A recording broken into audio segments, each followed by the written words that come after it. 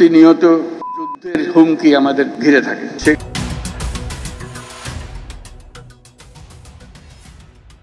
দক্ষিণ এশিয়া এই মুহূর্তে এক আগ্নেয়গিরির অগ্ন্যুৎপাতের মুখে দাঁড়িয়ে আছে। পরমাণু শক্তিধর ভারত এবং পাকিস্তানের মধ্যে সদ্যই বিরতি প্রস্তাব কার্যকর হতে চলেছে। সম্প্রতি পাক ভারত উত্তেজনায় দেখা গিয়েছে অত্যাধুনিক সব সমরাস্ত্রের শক্তি প্রদর্শনের লড়াই। 4.5 জেনারেশনের বিমানের ডগ ফাইট থেকে শুরু করে হাইপারসোনিক ক্ষেপণাস্ত্র নিক্ষেপ চলছে পরস্পরের স্থাপনা লক্ষ্য করে। সাথে আছে বর্তমান সময়ে মোড় ঘুরিয়ে দেয়া এক ড্রোন হামলা। সব মিলিয়ে ভারত পাকিস্তানের শক্তিমত্তার দিকে তাকিয়ে বাংলাদেশ তার নিজের সমরাস্ত্র সক্ষমতা ভালো করে খতিয়ে দেখার সময় এসেছে।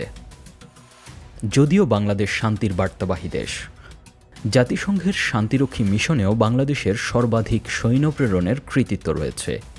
তবে দক্ষিণ এশিয়ার জটিল ও কুটিল ভূরাজনৈতিক সমীকরণের সামনে দাঁড়িয়ে বাংলাদেশের নিজের স্বাধীনতা ও সার্বভৌমত্ব বজায় রাখার পূর্ণ অধিকার রয়েছে।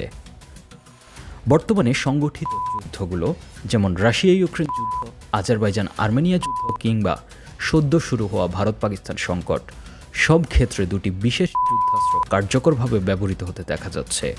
তারা হলো মাল্টিরোল ফাইটার জেট এবং অ্যাটাক ড্রোন। বাংলাদেশ যেমন শান্তি চায়, তেমনি যে কোনো অবস্থায় নিজেকে রক্ষার জন্য প্রস্তুত থাকার প্রত্যয় দেখা যায় বাংলাদেশের মাঝে। বর্তমানে প্রফেসর ইউনূসের নেতৃত্বাধীন অন্তর্বর্তীকালীন সরকারের হাত ধরে বাংলাদেশকে তার সামরিক সক্ষমতা বাড়াতে মনোযোগী হতে দেখা যাচ্ছে। বাংলাদেশের এই চাহিদা মেটানোর পথে সাথী হয়েছে মুসলিম বিশ্বের অন্যতম সামরিক শক্তি তুরস্ক এবং বাংলাদেশের কৌশলগত মিত্র চীন। তুরস্ক ও চীন থেকে বাংলাদেশ পেতে যাচ্ছে বড় আকারের সামরিক সহযোগিতা।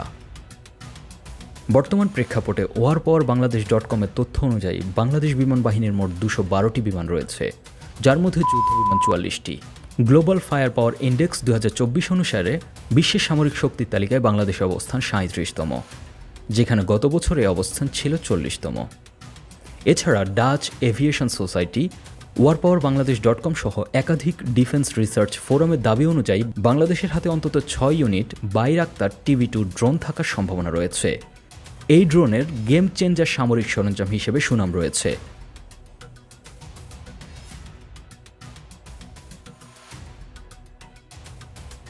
গত মার্চের শেষে প্রধান উপদেষ্টা চীন সফরের মাধ্যমে বাংলাদেশের সামনে 4.5 জেনারেশনের যুদ্ধবিমান হাতে পাওয়ার সম্ভাবনা সৃষ্টি হয়েছে। বাংলাদেশ ভিত্তিক ডিফেন্স রিসার্চ ফোরামগুলো অন্তত 16টি চাইনিজ J-10C যুদ্ধবিমান পাওয়ার ব্যাপারে আশাবাদী হতে দেখা যাচ্ছে। J-10C হচ্ছে সেই যুদ্ধবিমান যা দিয়ে পাকিস্তান গত 7 মে তারিখে ভারতীয় রাফায়েলকে ভূপাতিত করার দাবি করেছে। প্রধান উপদেষ্টা চীন সফরে থাকার সময় তার ভেরিফাইড ফেসবুক পেজে সূত্র ধরে চীন থেকে অ্যাডভান্স যুদ্ধবিমান পাওয়া নিয়ে আশ্বাস সঞ্চার হয়েছে। আন্তর্জাতিক বিভিন্ন ফোরামেও বাংলাদেশের J-10C কেনার ব্যাপারে আশার বাণী শোনা যাচ্ছে।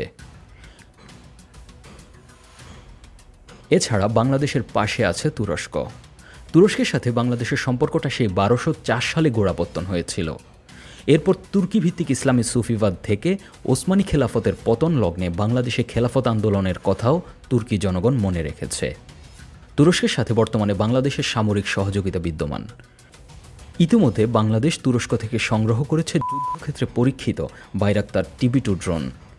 এছাড়া তুর্কির বিখ্যাত আকিঞ্জি ড্রোন সহ অত্যন্ত কার্যকর লাইটার ট্যাঙ্ক কেনার ব্যাপারেও গুঞ্জন শক্তিশালী হচ্ছে। এছাড়া বাংলাদেশের হাতে আছে তুরস্কের বিখ্যাত multiple launch rocket system TGR-230 এবং TGR-300। এছাড়া সম্প্রতি সময়ে তুরস্কের বাণিজ্য মন্ত্রীর নেতৃত্বে একটি প্রতিনিধি দল বাংলাদেশ সফর করেছেন। সেখানেও তুরস্কের সাথে বাংলাদেশের সামরিক সহযোগিতা বৃদ্ধির ব্যাপারে যথেষ্ট ইতিবাচক ইঙ্গিত পাওয়া গিয়েছে। বাংলাদেশ সফর শেষে তুরস্কের বাণিজ্যমন্ত্রী বলেছেন, বাংলাদেশ এবং তুরস্ক টেক্সটাইল শিল্প ছাড়াও প্রতিরক্ষা শিল্প খাতে সহযোগিতার সুযোগ রয়েছে। দক্ষিণ এশিয়ার বর্তমান পরিপ্রেক্ষিতে বাংলাদেশের জন্য কম খরচে চাইনিজ J-10Cর মতো ফাইটার জেট, HQ-9 থেকেও কার্যকরী আকাশ প্রতিরক্ষা ব্যবস্থা এবং তুরস্কের তৈরি বাইরাক্তার সিরিজের ড্রোন, আকিঞ্জি ড্রোন এবং কার্যকর লাইট ট্যাঙ্ক ও MLRS মিসাইল সিস্টেম মজুদ বাড়াতে পরামর্শ দিচ্ছেন বিশ্লেষকরা। জেড আল আসাদ, 21 টেলিভিশন।